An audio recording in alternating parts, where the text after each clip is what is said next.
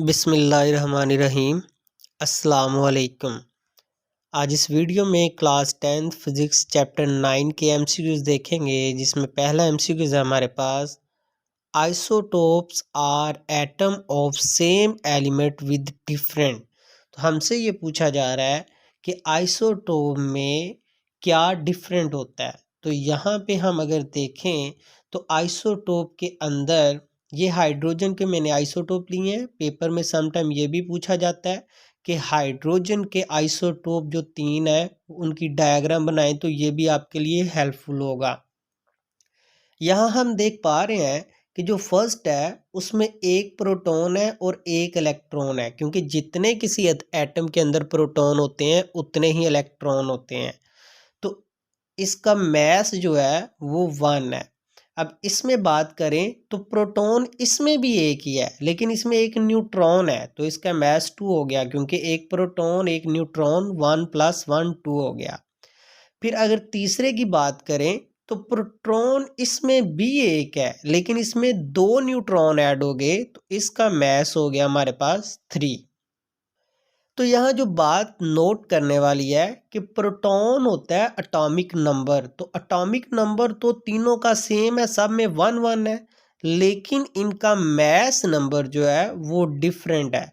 तो आइसोटोप में जो सेम होता है वो प्रोटॉन नंबर होता है, एटॉमिक नंबर होता है, लेकिन जो डिफरेंट है वो होता है मैस नंबर या न्यूट्रॉन नंबर, क्योंकि इसमें कोई न्यूट्रॉन नहीं, इसमें एक है, इसमें 2 है। तो यहाँ पूछा जा रहा है कि उसमें क्या चीज डिफरेंट है। तो डिफरेंट हमारे पास होता है एटॉमिक मैस, उसका मैस डिफरेंट होता है। नेक्स्ट सेकंड वाला देखते हैं, उसमें बताया जा रहा है one of the isotope of uranium the number of neutron in this isotope. यहाँ मैं आपको बता दूं, ये ऊपर जो हमारे पास होता है इसमें होते हैं हमारे पास न्यूट्रॉन प्लस एटॉमिक नंबर, मतलब इसमें प्रोटॉन और न्यूट्रॉन दोनों होते हैं। ये जो नीचे वाला है ना, ये हमारे पास होता है जस्ट प्रोटॉन होते हैं, जिसको जी से रिप्रेजेंट करते हैं। तो पूछा क्या जा रहा है, हमसे ये पूछा जा रहा है कि one of the isotope uranium the number of neutron in this isotope. हमने इसमें बताना है कि इसमें न्यूट्रॉन कितने हैं। तो बहुत सिंपल है, ऊपर वाले में प्रोटॉन भी है और न्यूट्रॉन भी है, और नीचे सिर्फ प्रोटॉन है। तो हमें पता चला जो ऊपर 238 है इसमें प्रोटॉन और न्यूट्रॉन दोनों है, और नीचे वाले में प्रोटॉन है।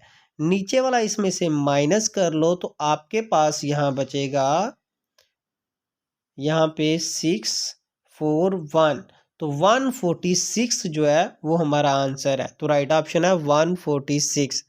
नेक्स्ट हम देखते हैं, नेक्स्ट क्या बताया जा रहा है, which among the following radiation has more penetrating power. तो यहाँ पे अल्फा बीटा गैमा दी हुई हैं और हमें ये बताया जा रहा है किसकी सबसे ज़्यादा पावर है। तो यहाँ हम एनिमेशन से देखते हैं, जो अल्फा है क्योंकि वो बारी होता है, तो इससे आपको ये भी पता चल रहा है सबसे ज़्यादा मैस किसका है, अल्फा का, और वो एक पेपर की शीट भी क्रॉस नहीं कर सका। लेकिन बीटा जो होता है वो लाइट वेट है, तो उसने एक शीट क्रॉस करके आगे चला गया। लेकिन गैमा जो है वो बीटा से भी लाइट वेव है, इसलिए उसने 2 शीट क्रॉस की। तो सबसे ज़्यादा पावर किसकी है, गैमा की। नेक्स्ट हम देखते हैं, नेक्स्ट पूछा जा रहा है what happened to the atomic number of an element which emit one alpha particle।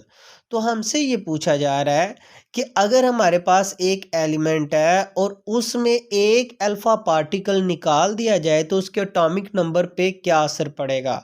चलिए देखते हैं। अभी आप देखें इसका 92 है, जब 92 था तो उसमें से अल्फा पार्टिकल बाहर निकला तो वो 90 रह गया।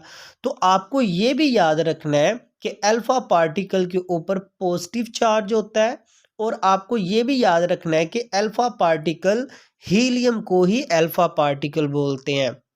यहाँ आप देख पा रहे हैं कि जो हीलियम है उसका एटॉमिक जो मास है वो 4 है और जो प्रोटॉन नंबर है 2 है। तो मतलब जब अल्फा पार्टिकल निकलता है तो नीचे से 2 कम हो जाता है। ये 92 था तो फिर हमारे पास 90, तो राइट ऑप्शन है डिक्रीज बाय 2। तो यहाँ मैं इसका आंसर लगाना भूल गया, तो यहाँ राइट ऑप्शन है डिक्रीज बाय 2। नेक्स्ट हम देखते हैं, नेक्स्ट क्या बताया जा रहा है। The half life of a certain isotope is 1 day, what is the quantity of isotope after 2 day. तो यहाँ हमसे ये कहा जा रहा है कि हमारे पास एक आइसोटोप है, उसके अंदर जो एलिमेंट है वो एक दिन के बाद आधे हो जाते हैं। मतलब एक दिन जब गुजरा तो एक दिन के बाद उसमें आधे रह गए हैं। अगर फॉर एग्जाम्पल इसमें 100 थे तो इसमें रह गए हैं 50, क्योंकि इसकी हाफ लाइफ है 1 डे। अब एक दिन के बाद ये हो गए हैं आधे, फिर अगले दूसरे दिन में, क्योंकि एक दिन में आधे होने होते हैं, तो अगले दिन में इसमें सिर्फ बचे हैं 25। तो हमें ये बता रहा है कि ये जो है 2 दिन के बाद इसमें कितने रह गए, किसकी निस्बत, इसकी निस्बत। तो दूसरे दिन फिर वो आधे हो गए हैं, इसकी जितने इसमें थे उसकी निस्बत इसमें आधे हो गए हैं। तो ओरिजिनल के कितने रह गए, तो पहले दिन हाफ, फिर हाफ, तो टोटल ये हो चुके हैं 1/4। तो राइट ऑप्शन है 1/4, मतलब इसमें 4 गुना कम हो चुके हैं। नेक्स्ट हम देखते हैं, नेक्स्ट बताया जा रहा है when uranium 92 proton eject a beta particle how many proton will be in the remaining nucleus. ये थोड़ा इंटरेस्टिंग है और समझने वाला है। इसमें अगर हम डायग्राम से समझें तो यहाँ आप देखें फायर होने से पहले ये 90 था और उसके बाद इसका प्रोटॉन जो है एक बढ़ गया। अब बात ये है कि न्यूक्लियस के अंदर तो इलेक्ट्रॉन होते ही नहीं है, तो न्यूक्लियस के अंदर से ये इलेक्ट्रॉन बाहर कैसे आया।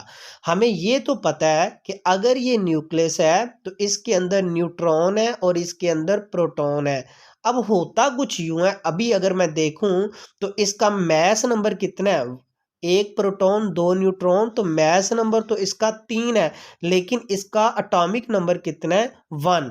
होता इसमें कुछ इस तरह से है कि ये जो न्यूट्रॉन है वो प्रोटॉन में तब्दील हो जाता है। अब हमें पता है न्यूट्रॉन तो न्यूट्रल होता है, मतलब उसमें हम कह सकते हैं कि पॉजिटिव और नेगेटिव दोनों है, इसीलिए वो न्यूट्रल है।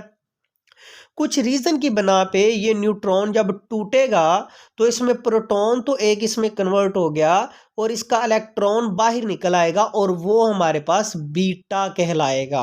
तो यही वजह न्यूट्रॉन जो होता है वो प्रोटॉन बन जाता है और उसमें से एक इलेक्ट्रॉन बाहर आएगा। तो देखें पहले हमारे पास प्रोटॉन एक था, अब प्रोटॉन हो गया 2। देखें यहाँ पहले हमारे पास 90 था, अब 91। तो यहाँ हमें पूछा गया है कि पहले न्यूट्रॉन इसमें प्रोटॉन 92 थे, अब कितने, तो अब हमारे पास 93 हो गए। नेक्स्ट देखें, नेक्स्ट बताया जा रहा है release of energy by the sun is due to. तो जो सूरज पे एनर्जी रिलीज होती है वो किस वजह से होती है, वो न्यूक्लियर फ्यूजन की वजह से होती है। तो राइट ऑप्शन है न्यूक्लियर फ्यूजन। नेक्स्ट क्या पूछा जा रहा है, नेक्स्ट पूछा जा रहा है when a heavy nucleus split into 2 lighter nuclei the process would. तो जब छोटे 2 न्यूक्लियाई जो होते हैं, यहाँ पे हमसे ये पूछा जा रहा है जो एक बहुत बड़ा न्यूक्लियस होता है जब 2 छोटे न्यूक्लियाई में टूट जाता है तो इस प्रोसेस को क्या बोलते हैं। ये एक न्यूट्रॉन है वो आके इसके साथ टकराएगा, ये न्यूक्लियस जो है ये अभी बहुत बड़ा है, ये जैसे ही न्यूट्रॉन इसके साथ टकराया तो ये छोटे हिस्सों में तब्दील हो गया। तो साथ में इसने क्या निकाला, इसने अपने अंदर से रिलीज की न्यूक्लियर एनर्जी। तो इसके अंदर ऑब्जर्व नहीं हुई बल्कि इसके अंदर से एनर्जी निकली है। तो राइट ऑप्शन है रिलीज न्यूक्लियर एनर्जी। नेक्स्ट हम देखते हैं, नेक्स्ट बताया जा रहा है the reason carbon dating work that. तो कार्बन डेटिंग किस वजह से होता है। तो सबसे पहले हम देखें जब इंसान जिंदा होता है तो उसमें कार्बन 14 की मकदार फिक्स रहती है और अगर इसमें कार्बन 14 कम होगी तो वो सांस लेगा और कार्बन 14 की मकदार इसके अंदर पूरी हो जाएगी। अब जब वो इंसान मर जाता है तो मरा हुआ इंसान अपने अंदर से कार्बन के कार्बन 14 निकालता है। यहाँ आप देख रहे हैं कि पार्टिकल कम हो रहे हैं, तो हम यहाँ पे कह सकते हैं कि जो कार्बन 14 है वो काम कब करती है, जब इंसान मर जाता है, क्योंकि जब तक वो जिंदा उसके अंदर कार्बन 14 की मकदार फिक्स रहेगी। लेकिन जब वो मर जाएगा, चाहे वो इंसान है, चाहे वो एनिमल है, चाहे वो ट्री है, प्लांट है, क्योंकि ये जिंदा चीज़ों में तो ये सारी जिंदा चीज़ें होती हैं, तो ये कार्बन 14 का होगा आफ्टर अ प्लांट और animal die it stop working. तो यहाँ तो ये फ्रेश हमें कार्बन 14 की मकदार कंप्लीट रख रहा है, अपनी पूरी रख रहा है, लेकिन मरने के बाद इसकी कार्बन 14 ये इनटेक नहीं कर सकेगा, तो वो कम होना शुरू हो जाएगी। होप सो बच्चे आपको सारे क्वेश्चन की समझ आई है, लेकिन फिर भी अगर आपका कोई क्वेश्चन हो तो आप कमेंट सेक्शन में पूछ सकते हैं। मिलते हैं नेक्स्ट वीडियो में, तब तक अल्लाह हाफिज़।